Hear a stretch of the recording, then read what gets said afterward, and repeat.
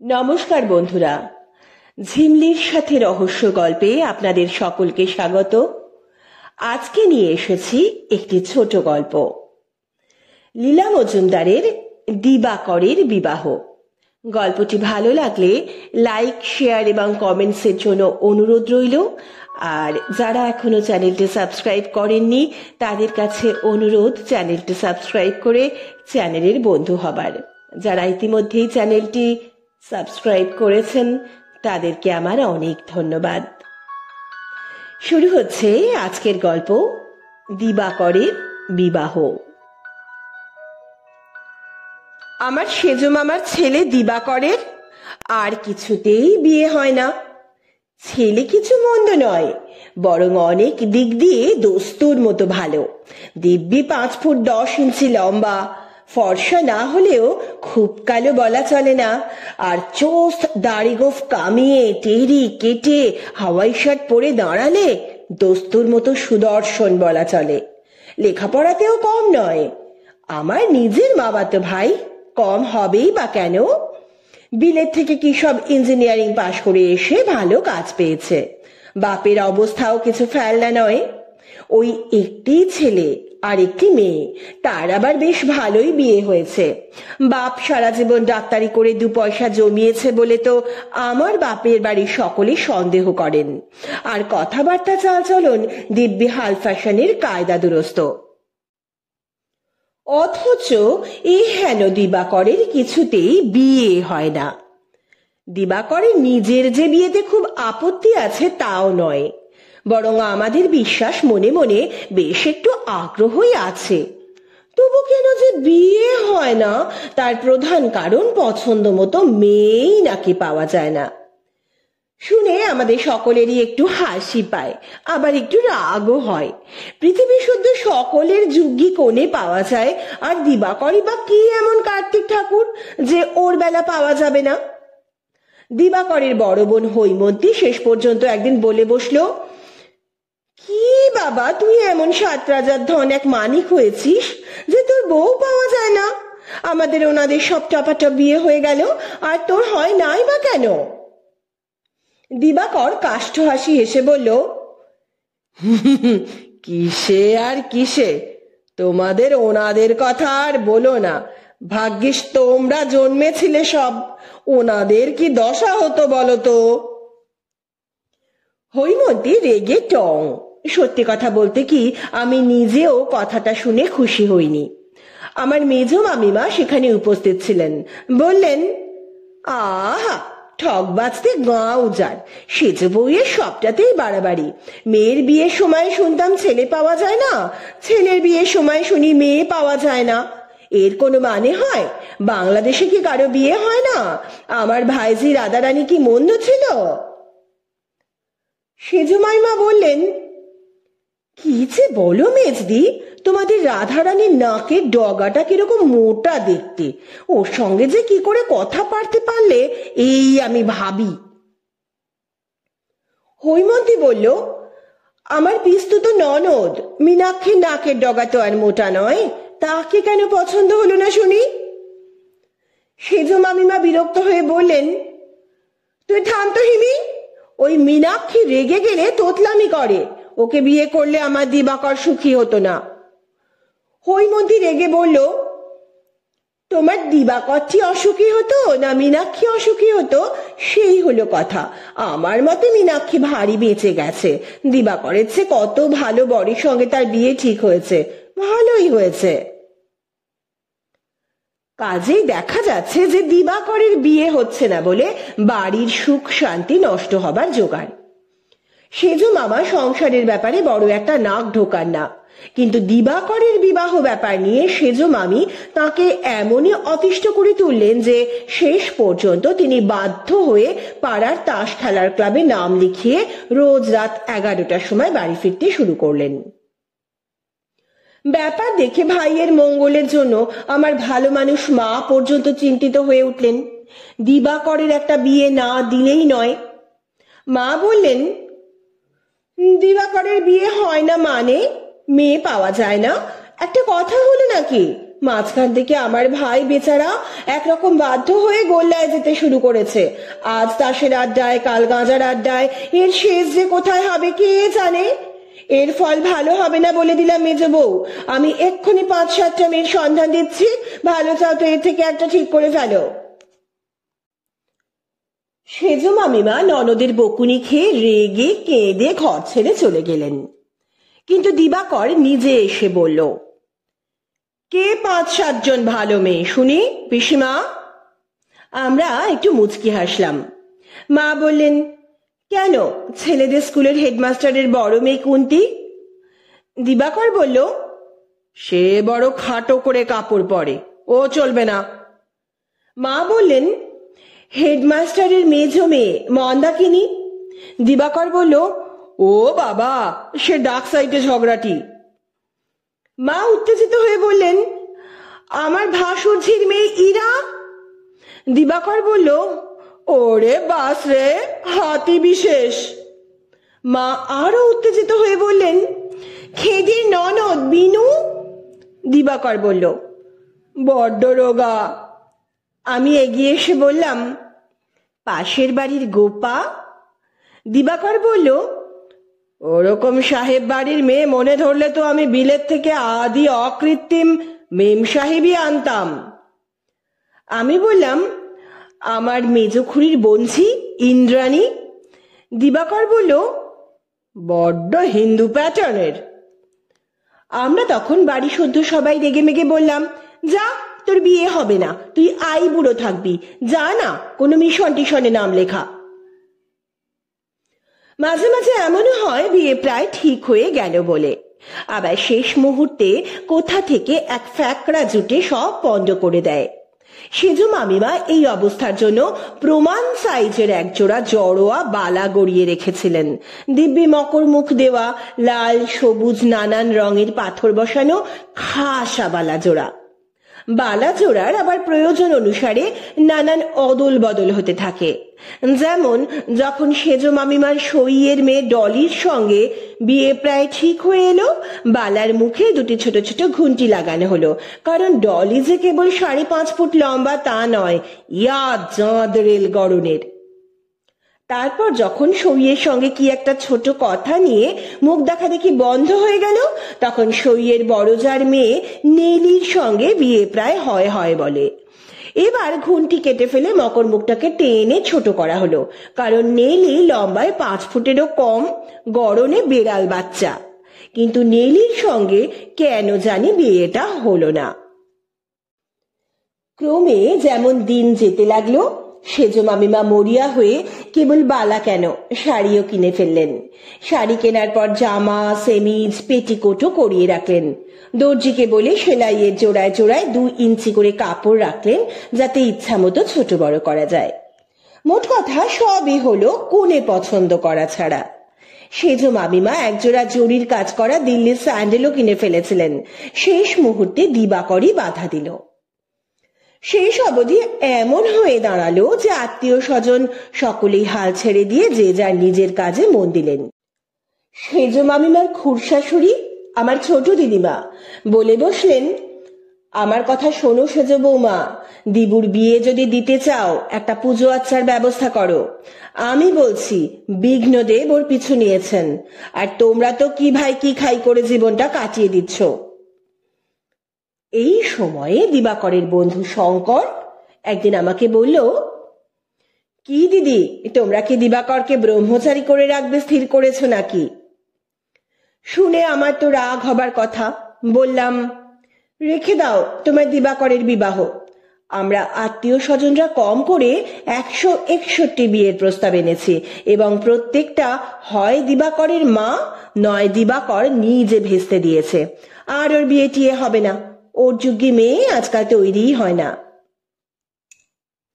শঙ্কর বললে, তোমরা আসল ব্যাপারটা কিছু বোঝোনি। দিবাকরের এদিকে জীবনটাই ব্যর্থ হয়ে যাচ্ছে। আমাদের ব্রিজ ক্লাবে আজকাল তাস না খেলে কেবল দীর্ঘশ্বাস ফেলে। এই জন্যে কি ও বিলেতে সারি সারি বিশালাক্ষী সুন্দরীদের প্রত্যাখ্যান করে এসেছে? তাদের সব নাকি দুধে আলতায় গায়ের রং, রেশমের মতো চুল, মুক্তোর মতো দাঁত। যেমনই তারা দেখতে সুন্দর, তেমনই তারা কাজে পটু। আমাদের বাঙালি মেয়েদের মতো নয় যে একবেলা রাঁধবে তো ঝুলকালি মেখে একাকার। আহা, তাদের হাতে তৈরি সেই সব চপ কাটলেট, ডেভিল অমলেট যেন কোন বিগত জীবনের স্মৃতি বলে মনে হয়। তাদের বাধা দিয়ে আমি বললাম, এই সমস্ত কথা নিশ্চয়ই দিবাকর তোমাকে শিখিয়ে দিয়েছে। দিবাকরকে বলো এত বক্তৃতা করতে শিখেছে, আর নিজের একটা বউ জোগাড় করতে পারে না। ওর চেয়ে আমাদের চাকর ঘনশ্যাম ঢের ভালো, সে 3 বছরে দুটো বিয়ে করে ফেলেছে। বলো দিবাকরকে। শঙ্কর ব্যস্ত হয়ে বলল, আহা চট কেন দিদি, আমি বলেছিলাম কি, ওই রকম সময় ঠিক করে সাজিয়ে গুজিয়ে মেয়ে দেখলে কোনো জন্মে ওর পছন্দ হবে না। ও একটু রোমান্টিক কিনা, একটু কবি কবি ধরনের, একটা ভালো পরিস্থিতি তৈরি করে তবে মেয়ে দেখাতে হয়।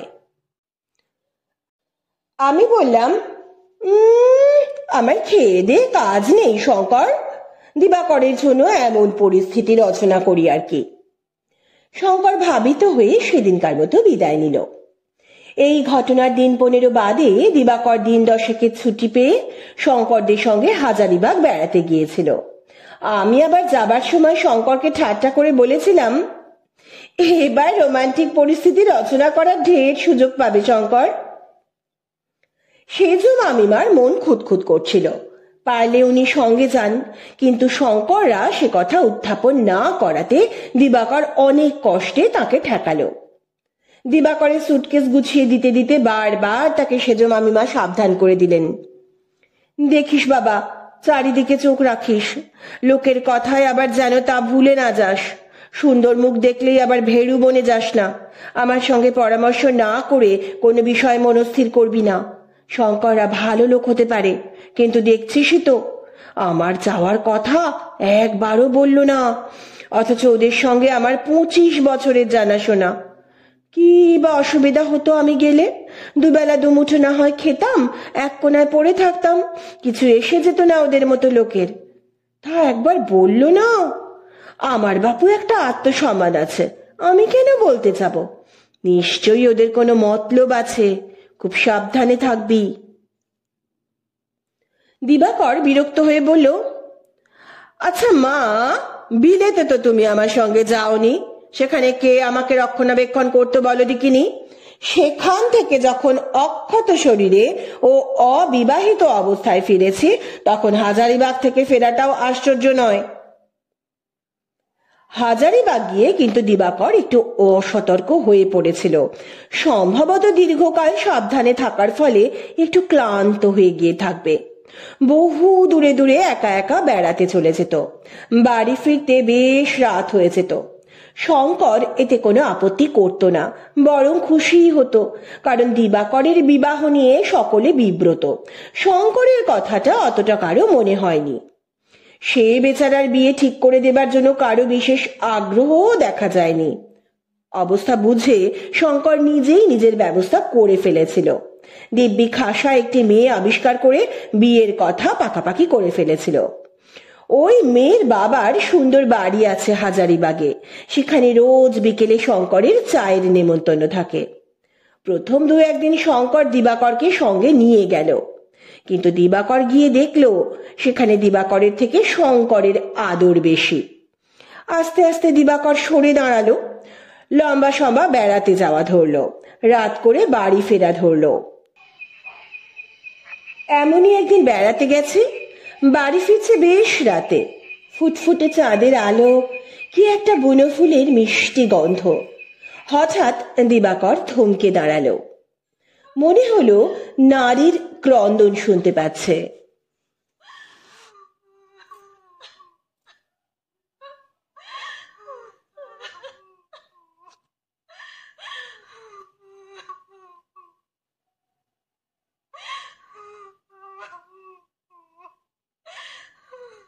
বাতাসের সঙ্গে উঠছে পড়ছে, স্পষ্ট শুনতে পেল কোনো একটি মেয়ে ডুকরে ডুকরে কাঁদছে।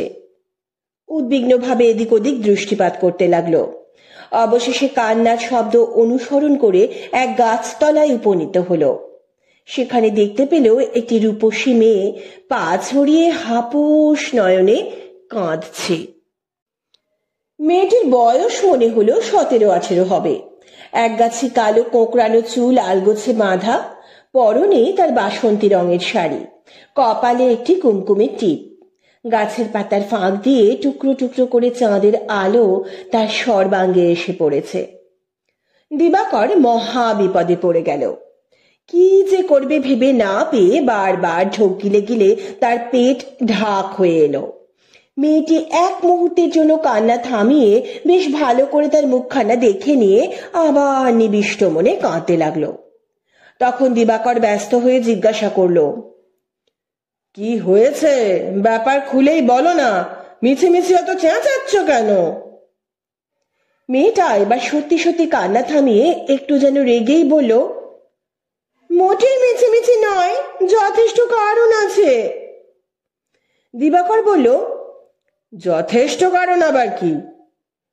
তখন মেয়েটা ডুকরে কেঁদে বলল, তোমার মামা যদি ভুঁড়িওয়ালা সোনা তালুকদারের সঙ্গে তোমার বিয়ে ঠিক করতো, তাহলে তুমিও এর চাইতে ঢের জোরে চেঁচাতে। শুনে দিবাকরের দয়া হলো, একটু রাগও হলো। বলল, আমি যদি 1 বছরে 157টা বিয়ের সম্বন্ধ পণ্ড করে দিতে পারি, তুমি ওই সামান্য একটা ভুঁড়িওয়ালা সোনা তালুকদারকে মেরে তাড়াতে পারো না? মেয়েটি তাই শুনে মাথা নেড়ে বলল, সোনা তালুকদার যে মামা বাবুর ছোটবেলাকার বন্ধু, তাকে মেরে তাড়ালে সে কি মনে করবে? দিবাকর বললে, তাহলে পষ্টাপষ্টি বলে দাও, ওসব হবে না। সেই না বলতে গিয়েই তো মুশকিল হলো। আমার নিজের বলতে গিয়ে লজ্জা করলো বলে আমাদের ছোকরা চাকরকে দিয়ে বলে পাঠালাম। তাই নিয়ে বাড়ি শুদ্ধ সে কি হইচই। ওরা নিজেরা ওকে দিয়ে কত কাজ করিয়ে নেন, তার বেলা কিছু হয় না। আমি একটু দরকারি কথা বলে পাঠিয়েছি, তাতে মামা বাবু মামিমা রেগে মেগে আমাকে বকে টুকে ঘরে বন্ধ করে রেখে দিলেন। সারাদিন আমি ঘরে বন্ধ ছিলাম, তারপর বিকেলবেলা জানালা দিয়ে বেরিয়ে পালিয়ে গেলাম। আর আমি বাড়িতে ফিরবো না। শুধু যে জোর করে বুড়োর সঙ্গে আমার বিয়ে দিতে চায় তা নয়, আমি একটু আচার খেলেও সবাই রাগ করে। নিজের দুঃখের কথা বলতে বলতে মেয়েটি আবার কাঁদতে লাগলো। দিবাকর ভাবলো, হ্যাঁ, এত চোখের জল রাখে কোথায়। ব্যস্ত হয়ে বলল, আহার কেঁদো না, আর কেঁদো না। এখানে যে একটি ছোটখাটো দামোদর রচনা করে ফেলছো, এখন কি করতে চাও তাই আমাকে বলো। মেয়েটি বলল, কিচ্ছু করতে চাই না, পালিয়ে যেতে চাই। যেদিকে 2 চোখ যায় সেদিকে চলে যেতে চাই। আমার পা ব্যথা করছে বলে একটু বিশ্রাম করছি। বলে সে উঠে পড়ে। দিবাকর উদ্বিগ্ন হয়ে বলে, এই সন্ধেবেলায় এই বনে জঙ্গলের কোথায় যাবে? তার চেয়ে বরং এক কাজ করো, আমার সঙ্গে আমার বাড়িতে চলো। সেখানে গিয়ে সবাই মিলে পরামর্শ করা যাবে তুমি কোথায় যাবে। ওই ভুঁড়িওয়ালা সোনা তালুকদারের সঙ্গে তোমার যে বিয়ে হতে পারে না, এটা নিশ্চিত। এখন চলো তো। অগত্যা মেয়েটি রাজি হলো। দিবাকর তাকে শঙ্করের বাড়িতে এনে তুলল। তার করুণ কাহিনী শুনে শঙ্করের মন গলে যাওয়া তো স্বাভাবিকই। শঙ্করের মাও তাকে আদর করে থাকবার জায়গা দিলেন। দিবাকর বারবার বলতে লাগলো যে 5 দিন পরে কলকাতায় গিয়ে সে যা হয় একটা ব্যবস্থা করে দেবে। মেয়েটির নাম মিনু। চমৎকার রাঁধে, বেড়ে গানের গলা, শরীরে কোথাও একটু রাগ নেই, বেশ মেয়ে। মনে মনে দিবাকরের ভীষণ সাহস বেড়ে গেল। কলকাতায় নিয়ে গেলে মা যদি খেচাখেচি করেন তো মাকে বলবো, কি বলছো জানো, আমার প্রায় 26 বছর বয়স, আমি 550 টাকা মাইনের চাকরি করি।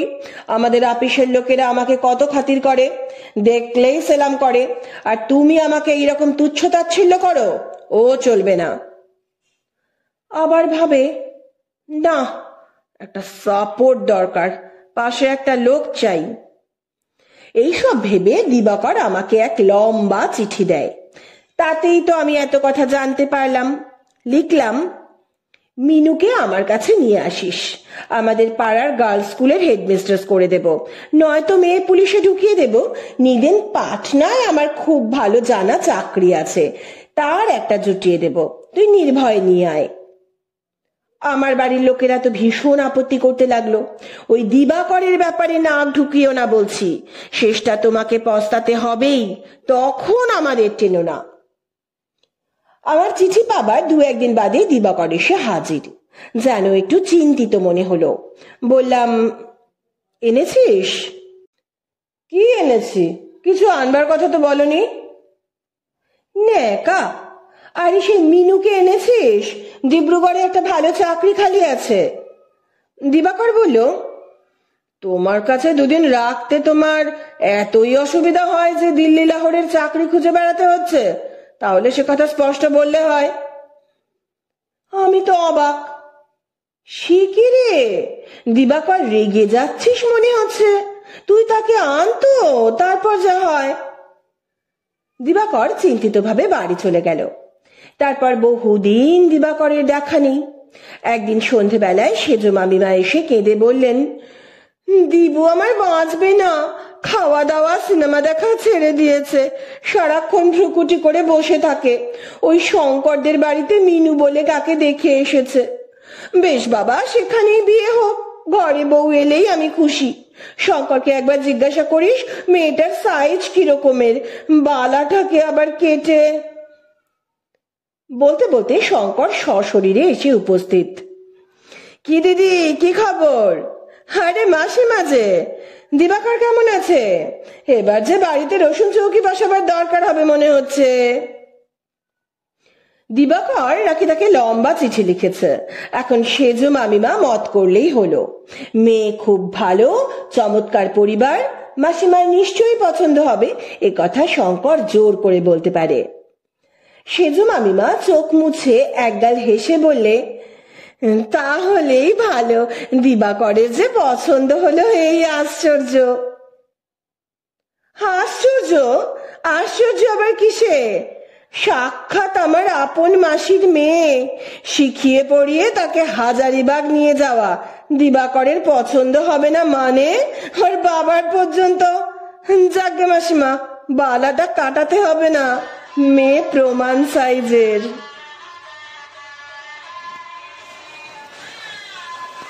দিবাকরের বিবাহ এখানেই শেষ হলো।